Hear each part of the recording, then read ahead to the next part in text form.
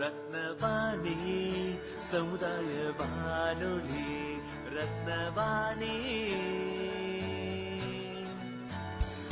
உங்க பிரச்சனைய சொல்லுங்க, தீர்வைய உடனே கேளுங்க, வெளியே வந்து குரல் கொடுங்க. இது மக்களுக்கான சேவை. அற்புத தெரிஞ்சுக்கோ, தமிழில் சொல்றோம் புரிஞ்சுக்கோ. ரத்னவாணி சமுதாய வானொலி. ரத்னவாணி. ரத்னவாணி 90.8 சமுதாய வானொலி ஒலிபரப்பு கோவை ஈச்சனாரி ரத்தினம் கல்லூரி வளாகத்தில் இருந்து ஒலிபரப்பாகிறது.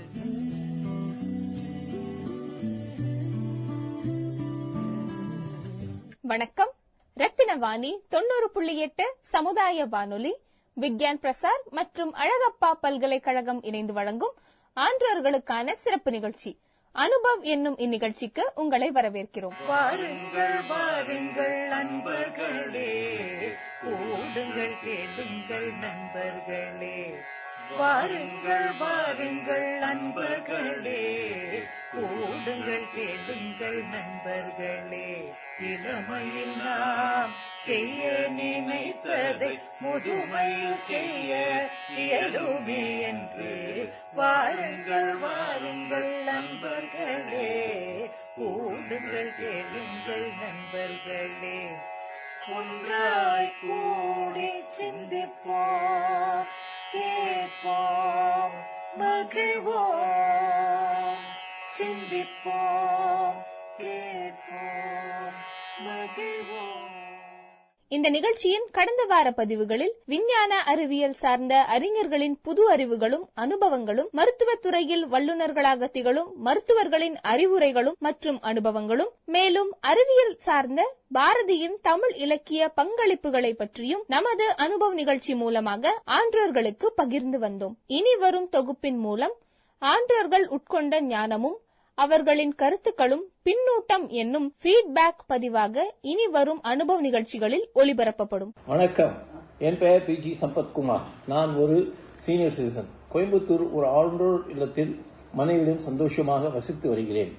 நான் 40 வருடம் கம்ப்யூட்டர் சம்பந்த வேலையிலிருந்து துபாயில் ஒரு கம்பெனியில் டைரக்டராக பணிபுரிந்து ரிட்டையர் ஆகி பாரதம் திரும்பினேன். பிறகு ஃப்ரீலான்ஸ் அட்வைஸ் கம்ப்யூட்டர் சம்பந்தப்பட்ட வேலையில் ஈடுபட்டுள்ளேன். டாக்டர் ஸ்ரீதர் அவர்களின் தப்போவனி வெப் புரோகிராமில் ஐடி சம்பந்தப்பட்ட வேலையில் முன்னேற்றம் செய்துள்ளேன். அவருக்கு அவ்வப்போது ஏதாவது ஐடி சம்பந்தப்பட்ட வேலை இருந்தால் அவருடன் வேலை செய்து உள்ளேன். Government of India science and technology department வழியாக ஆன்றோர்களுக்காக உள்ள புரோகிராம் மிகவும் நன்றாக செயல்படுகிறது. ஐ ரேடியோ லைவ் வழியாக 300க்கும் மேல் எபிசோடுகள் அப்லோட் செய்திருக்கிறார்கள். அதில் அசார்டட் குரூப் என்றும் சொல்லும்படி science, medical, digital knowledge, nutrition போன்ற மிக்க உபயோகமுள்ள விஷயங்களை ஸ்பெஷலிஸ்ட் வழியாக ஆன்றோர்களுக்கு தெரியப்படுத்துவது மிகவும் உன்னதமானது. நானும் இதில் சில எபிசோடுகளை இன்வால்வ் ஆகி இருக்கிறேன் என்பது எனக்கு பெருமையாக இருக்கிறது. இது மிகவும் உன்னதமான அனுபவம். நான் அனுபவம் பெற்று உபயோகமாக உள்ள அப்ளிகேஷன்ஸ் எல்லாம் வியாபார சம்பந்தப்பட்டது, அது வேறு விதம். ஆனால் சொசைட்டிக்கு உபயோகமாகும் ஆன்றோர்களுக்கான புரோகிராம் செய்வதில் மிகவும் என் மனதுக்கு ஒரு விதமான திருப்தியை தருகிறது.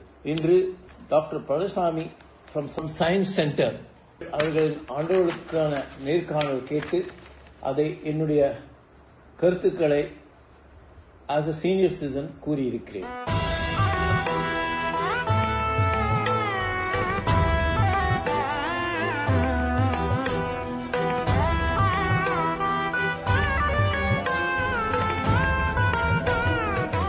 இன்றைக்கு நம்முடன் இணைந்திருக்கும் சிறப்பு விருந்தினர் டாக்டர் ஜே.ஆர். பழனிசாமி அவர்கள், டிஸ்ட்ரிக்ட் சயின்டிபிக் ஆபீசர். சார் வணக்கம். சார் வணக்கம் மேடம். வணக்கம். இது எங்களுடைய ஒரு கடமைன்னு சொல்லலாம். தனியா இதுல கிடையாது. எங்களுடைய part and parcel of the ஒர்க்ல இதுவும் ஒரு பார்ட்டா எடுத்து, அதுவும் போக நம்ம சீனியர் சிட்டிசன்ஸ் கூட இணையிறது எனக்கு இன்னும் மகிழ்ச்சி அளிக்கிறது.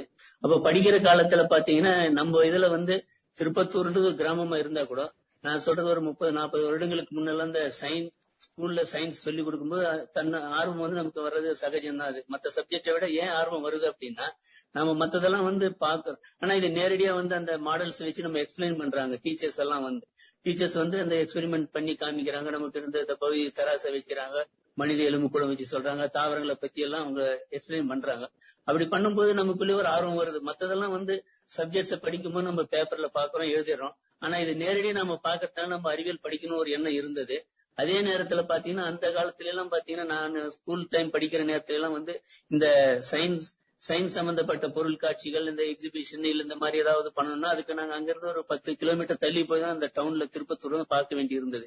சோ அந்த ஒரு நேரத்துல என்ன ஆகுதுன்னா நமக்கு இந்த மாதிரி அறிவியல் இருந்தாக்க நமக்கு நாமளே தெரிஞ்சுக்கலாம் அப்படின்ற ஒரு எண்ணத்தின் அடிப்படையில் நான் வந்து ஜெயபுரம் கிராமத்துல வந்து 1961 ஆண்டு கிட்டத்தட்ட நானும் சீனியர் சிட்டிசன் தான். இப்போ உங்க அதே ஏஜ் குரூப் வந்துட்டேன். நான் 60 இயர்ஸ் ஆயிடுச்சு. டாக்டர் பழனிசாமி ஒரு உன்னதமான புரோகிராமில் அளித்திருக்கிறார். இதை கேட்க கேட்க மிகவும் உற்சாகத்தை கலவுகிறது. அதுவும் அவர் கூறி வந்த சீனியர் சிட்டிசன் கேட்கும் கேள்விகள் அவர்கள் எப்படி இந்த புரோகிராமை பார்க்கிறார்கள் என்பது தெளிவாக தெரிகிறது. டாக்டர் பழனிசாமி திருப்பத்தூர் பக்கத்தில் ஒரு கிராம சூழ்நிலையில் வளர்ந்து பிசிக்ஸ் அறிவியல் ஈர்ப்பு கண்டு அதன் முன்னேறி மிக உன்னதமான நிலையில் இருக்கிறார். அவருடைய எக்ஸ்பீரியன்ஸ் மிகவும் கேட்க ஆண்டோர்கள் சயின்ஸ் மேல் ஒரு ஈடுபாடு நிச்சயமாக வர காணலாம். டாக்டர் பழனிசாமி டாக்டரேட் செய்து தமிழ்நாடு அரசின் வழியாக மிக பெரிய சேவை செய்து உள்ளார். அதாவது மொபைல் சயின்ஸ் ப்ராஜெக்ட் மூலம் கிராம மக்களுக்கு கூட சயின்ஸின் உபயோகத்தை புகற்றுவதில் மிக உபயோகமாக உள்ளார். இந்த கன்செப்ட் மூலம் நமது அரசு எப்படி அறிவியல் பற்றி உள்ள தகவல் கிராம மக்களுக்கு கூட போகும்படியாக செய்து வருகிறது என்பது தெரியும். அது மட்டுமில்லாமல் எங்கேயாவது எக்ஸிபிஷன் அல்லது பிரசன்டேஷன் நடக்கிற இடத்தில் இந்த மொபைல் சயின்ஸ் முன்னமே விண்ணப்பித்தால் அவர்கள் கொடுத்து உதவுகிறார்கள். டாக்டர் பழனிசாமி அவர்கள் எக்லிப்ஸ் அல்லது கிரகணம் என்ற நிகழ்விற்கு விஞ்ஞான விளக்கம் கொடுத்து மிகவும் துல்லியமாக ஆன்றோருக்கு தெளிவுபடுத்தினார். அதாவது நாம் நமது நண்பனை சாலையில் எதிர்பக்கம் பார்த்தால் அதனால் சென்றால் நாம் நமது நண்பரை சில கணம் காண முடியாது. அதேபோல் சூரியனும் சந்திரனுக்கும் நடுவே ஏதாவது பிளானட் அல்லது வேறு ஏதாவது நடுவே நின்றால் அது சந்திரனையோ சூரியனையோ மறைத்து தெரிகிறது. அதை நாம் கிரகணம் என்றும் ஆன்மீக தத்துவமாக கூறுகிறோம். இதில் உள்ள விஞ்ஞான தாத்பரியம் என்ன என்பதை மிகவும் நன்றாக விளக்கி கூறியுள்ளார்.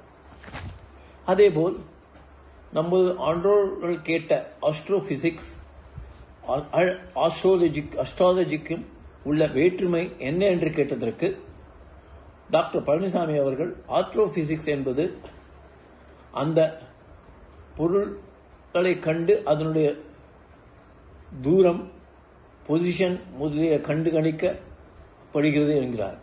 ஆனால் அஸ்ட்ராலஜி அதுவும் ஒரு விஞ்ஞான ரீதி இருந்தாலும் அது கணித முறையில் நமக்கு செயல்படுகிறது என்று கூறி அதை நமக்கு இன்று மிகவும் எளிதாக புரியும்படி செய்தார்.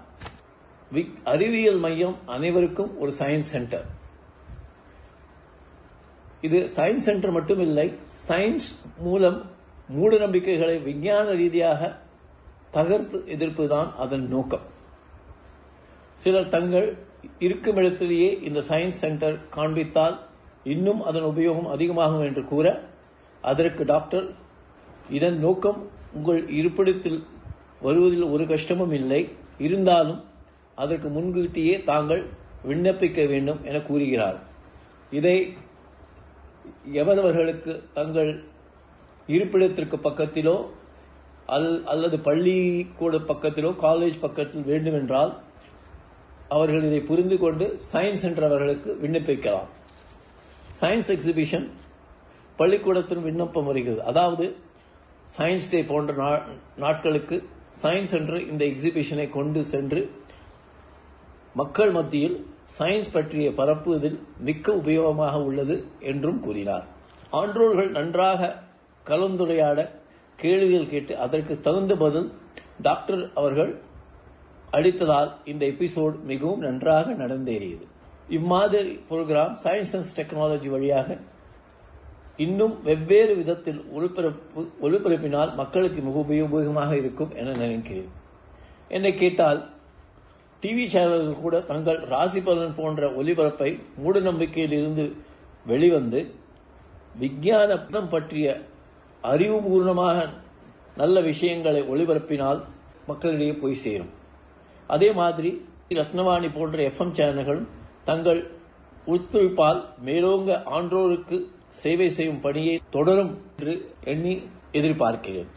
எனக்கு இந்த எபிசோடில் கலந்து கொள்ள விண்ணப்பித்து ரத்னவாணி ஆர்கனைசேஷன்களுக்கு என்னுடைய மனமான நன்றியை தெரிவித்துக் கொள்கிறேன்.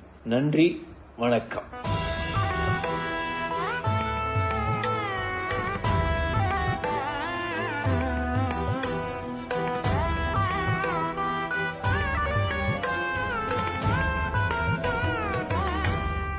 இந்திய அரசாங்கத்தின் அறிவியல் மற்றும் தொழில்நுட்பத்துறை என்னும் டிபார்ட்மெண்ட் ஆஃப் சயின்ஸ் அண்ட் டெக்னாலஜியால் நிறுவப்பட்ட விக்யான் பிரசார் என்னும் துறை மற்றும் அழகப்பா பல்கலைக்கழகம் இணைந்து வழங்கும் 60 வயதிற்கும் மேற்பட்ட ஆன்றோர்களை உள்ளிணைக்கும் புதுமையான சமுதாய வானொலி நிகழ்ச்சி அனுபவ் என்னும் இந்நிகழ்ச்சியின் அடுத்த அத்தியாயத்தில் உங்களை சந்திக்கிறோம். நன்றி, வணக்கம்.